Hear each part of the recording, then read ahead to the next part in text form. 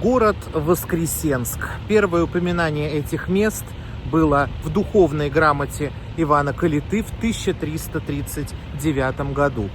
В 1577 году в песцовых книгах упоминается село Воскресенское. В 1862 году при железнодорожной станции Воскресенск возникает поселок с таким названием, и в 1938 году в связи с строительством химкомбината здесь возникает город Воскресенск.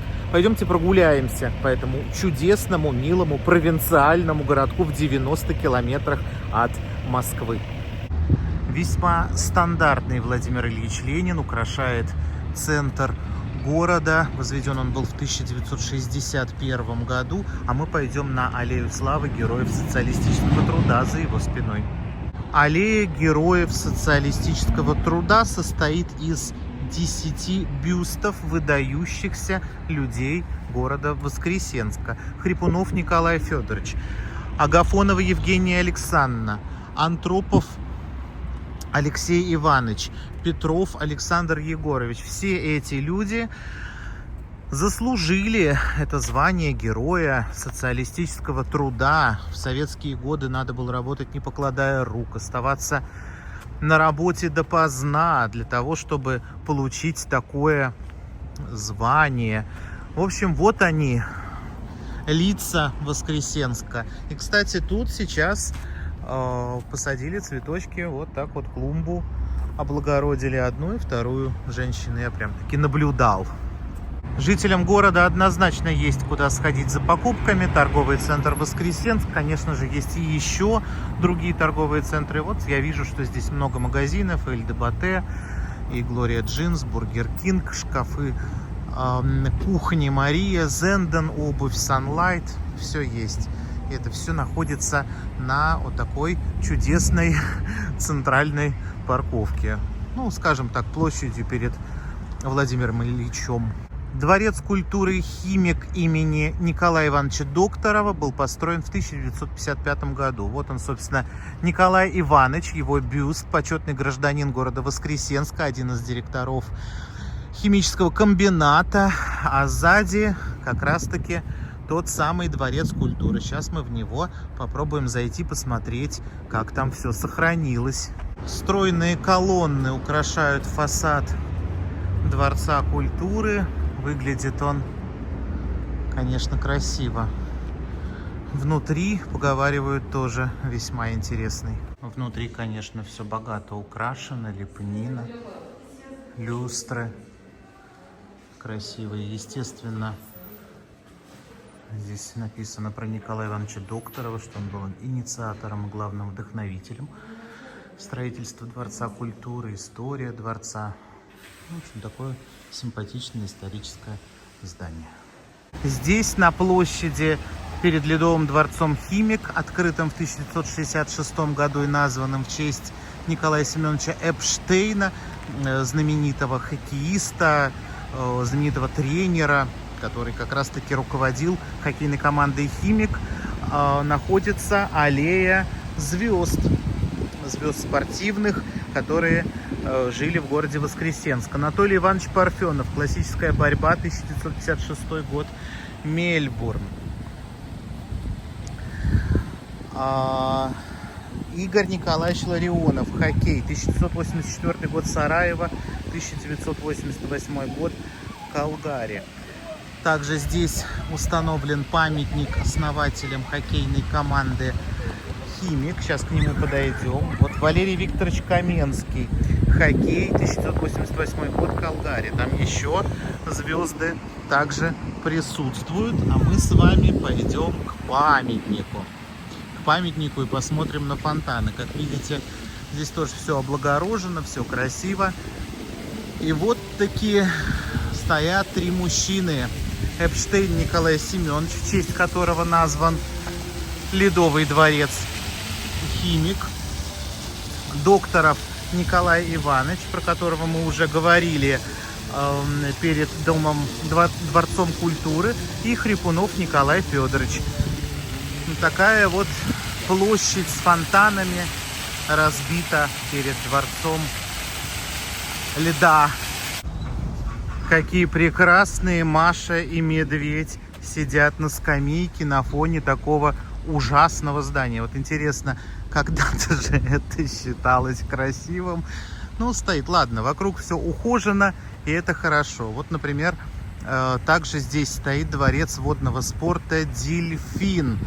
То есть делаем вывод, что Воскресенск город весьма спортивный. Здесь есть куда походить молодежи, и не только молодежи. Ну вот это, конечно, что-то с чем-то. Навлянский мост, 437 метров, в 1977 году построен, монолитный железобетон на тросах. Мост видовой, открывается вид на Москва-реку и в одну, и в другую стороны. И не только на Москва-реку, еще на буйство зелени вокруг. Ну и так чуть-чуть на какие-то жилые строения. Церковь Иоанна Златоуста, 1761 год, в 1937 году она была закрыта, и после войны ее снова открыли. Не буду подходить ближе, мне кажется, что отсюда ее видно значительно лучше, с моста. Ба, а здесь какая красота! Слышите, как натурально квакают жабы вот в этом водоеме рядом с рекой. Ну, конечно, помимо жаб тут много других красот. Вон там тропиночки, люди гуляют. Здесь, вон там виднеется карусель, дети катаются. Здесь есть кафешечка, можно присесть, там какой-то фонтанчик.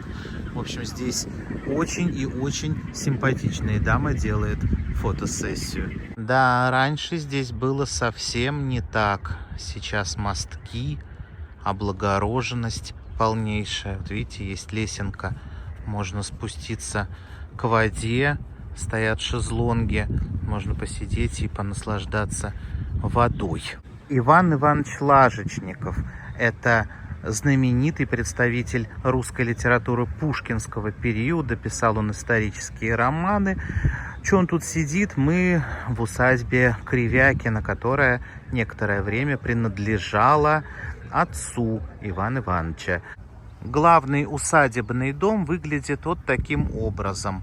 Это елизаветинская барокко, 18 век. Очень нестандартная история, что две колонны выступают из общего ряда колонн. В Подмосковье это большая-большая редкость. Кто только не владел этим домом, он, конечно же, перестраивался. И вот в таком виде дошел до наших дней. Этому дереву 200 лет, как гласит табличка. Здесь же такая вот зона отдыха, можно поиграть в шахматы, стоит библиотека, можно взять книгу, почитать, посидеть опять же на качелях, вот ребята качаются, кто-то сидит на лавочках, отдыхает. Давайте посмотрим, что там есть из книг. Книги здесь разнообразные, не знаю, можно ли прочитать за время сидения, но, как я понимаю, можно взять с собой, либо принести свою, чтобы кто-то ее почитал. Браво, конечно, тем, кто решили заняться этим усадебным парком. Он выглядит вообще замечательно, очень ухоженно. Видно, что люди сюда любят приходить гулять. Здесь и молодежи много гуляет, тусуется, и старшего поколения, и с детьми. Кофейня вон работает. И почему-то очень много индусов. Не знаю почему. В прудах уточки плавают. Релакс обеспечен. Один пруд, другой пруд. Гуляющие жители города. Слушайте, ну внешне, конечно, все очень благополучно, а на деле, ну, конечно же, с экологией здесь всегда была беда из-за химкомбината, бетонных заводов, большого количества промышленности. Но город интересный и симпатичный. Как живут люди? Вот старая застройка, как видите, весьма прилично выглядит, детские площадки. Вот стандартные абсолютно дома в Воскресенске. Вот так выглядит типичный дворик. Аллея памяти 41-45 года. По бокам расположены Мемориальные доски героям Советского Союза, доблестно жившие, смерть сокрушившие, память о вас никогда не умрет. И вот такая стоит стела, под ней вечный огонь и надпись «Воскресенцам, погибшим в Великой Отечественной войне 41-45 годов». Много цветов. Вот еще могу вам показать жилые дома. Все весьма ухожено, симпатично, уютно, чисто. Ну, выглядит город весьма и весьма прилично. Могу показать вам школу номер 22 города Воскресенска. Наверняка внутри в ней также все хорошо, как и снаружи. Территория Воскресенской больницы. Здесь много корпусов, достаточно большая территория, зеленая, ухоженная, все чистенько, аккуратненько. Вот это поликлиника номер 1, например. Вот такая, ну, как по мне, так все выглядит весьма и весьма цивильно, прилично. Везде пластиковые окна стоят, везде висят жалюзи и зеленая территория. По поводу дорог я какого-то криминала не вижу. Дороги, как везде дороги. Автовокзал прям за ним. Находится платформа 88 километр. Сейчас я с нее поеду домой в Москву. Честно говоря, я был в полной уверенности, что вам ее не покажу. Это Белая гора, ехать до нее из самого города немножечко далековато. Поэтому покажу вам ее с эстакады. Вот она отсюда замечательно видна. Это Белая гора, фосфогипс от химического производства, которое здесь стало как раз градообразующим. Делая свою продукцию, образуется фосфогипс, который надо куда-то девать. И вот так вот слой за слоем, из года в год, грузовики в огромных количествах привозят туда этот фосфогипс.